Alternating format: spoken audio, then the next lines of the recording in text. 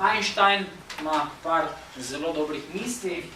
Pravi, da človek, ki ima svoje življenje za nesmiselno, da je že Einstein je logoterapevtsko razmišljal, ni samo nesrečen, ampak je komaj sposoben za življenje.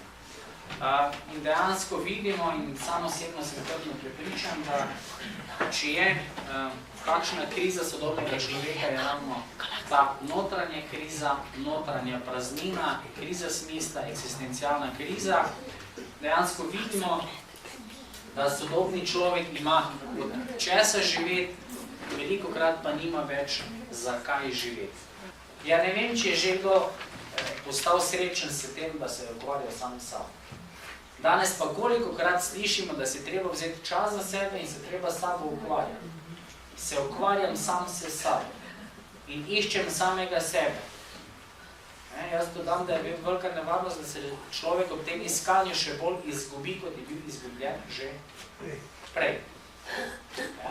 Življenje je tisto, ki nam kaže, če smo v redu ali ne. Če nekdo v redu pošteno dela, se trudi vse to, a veste, ti življenje da vedeti, če si v redu ali nisi v redu. Doživljajske vrednote, kot že samo ime pove, to so pa smisli, to so pa vrednote, ki jih udejanjamo z doživljanjem. Torej, če je bilo prej ustvarjene, kar prihaja iz nas, so pa doživljajske, kar prihaja v nas. Kaj bi to bilo? Katere stvari, katere dejavnosti bi spadale pod to področje? Mislim, da bi to trkalo. Kaj bi rekli, kaj spada pod to? Odnosi? Izkušnje? Vrhunec odnosa bi bil kaj? Ljubezen. Torej, tudi ljubezen spada sem. Nekdo, ki je čisto sveže zaljubljen, če ga vprašate, če ima njegovo življenje smisel, vas bo pisano pogledal. Njemu niti na kraj pametne pride karkoli v življenje razen njegove drage. Ampak, veste, smisel življenja, vsebina življenja. Življenje je tisto, ki sprašuje in nam ne da miru. Je bil, to je resnična zgodba, mladenič, ki je dobil raka na hrbtenici in je bil potem v bolnici in je res vse te kot po učbenika, je bil tam, je pisal, je risal, potem je skrbel za vzdušje v tej sobi, za vse one, to so vsi kasneje pravili, veste, ne. Potem so moči pešale, torej ni mogel nič kaj ustvariti, samo še Walkman in poslušal to glasbo, klasično glasbo je imel rad. Na koncu tudi to več ni bilo možno. In tisti, ki dela z, ali pa je kdaj delal, ali pa imel izkušnjo z umirajočimi, dejansko je situacija takšna, da se ve vnaprej, kdo ne bo preživel, ne vedno, kdo ne bo preživel noči. To sem se tudi sam v Torinu naučil, a veste, to se nekje čuti, so tudi neki fizični znaki, ampak je neka posebna atmosfera. In tista noč bi naj bila njegova zadnja noč od tega mladeniča. Baje so to bolečine strašne, ko je ta rak hrbtenice.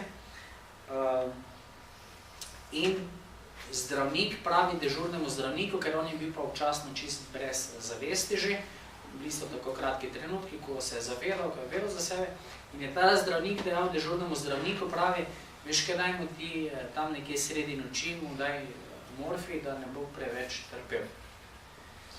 In ko je ta zdravnik odšel in je kasneje prišel dežurni zdravnik tam okrog večerje, pravi ta mladenič njemu, pravi gospod zdravnik, da se ne boste rabili po noči zbudati, mi dajte kar zdaj injekcijo. A se je predstavljal? Do zadnjega, do konca, vrednote stališča, kako se mi naravnamo na določenih situacijah. Ko imam predavanje seminarje na področju teh zakonskih in partnerskih odnosov, prej smo menjali, da so odnosi tisti pokazatelj, ki kažejo na kvaliteto našega življenja. In pogledajte, v odnosi z bližnjimi, odnosi so priložnost za nekaj najlepšega, za nekaj najbolj dragocenega, po drugi strani so pa priložnost tudi za nekaj najslabšega. In dva, ki se poročite, recimo, ki greste živeti skupaj, si lahko naredite življenje prijetno, na trenutke pa vsaj znosno, ker v zakonu včasih nanese tako, da če je že znosno, je to čist vredno. Ja? Da je vsaj znosno, da nekako mi proguramo, da gremo naprej. Včasih je že to, ker takšne življenje. Veste, včasih je tako, da tista ladja zelo čudno zna zanihati. Po drugi strani smo si pa lahko v pekel drugega. Skratka, smisla ne daje posameznik, smisla ne daje človek. Ampak, kot piše, je spraševan in je klican k odgovoru. Mi smo klicani k odgovoru in dejansko je človekova naloga, da ta smisel najde. Torej, smisel je, mi ga moramo samo udejanjiti. Zadnja tista inštanca, v kateri odgovor pravilna ali nepravilna, veste, mi bi lahko zdaj rekli, ja, treba to narediti, ali pa treba ono narediti. To so tisti naši nasveti, ja, ne vemo. V končni fazi je zadnja inštanca vest. Jaz sem po vesti vedel, da je tisto najboljša možna varianta.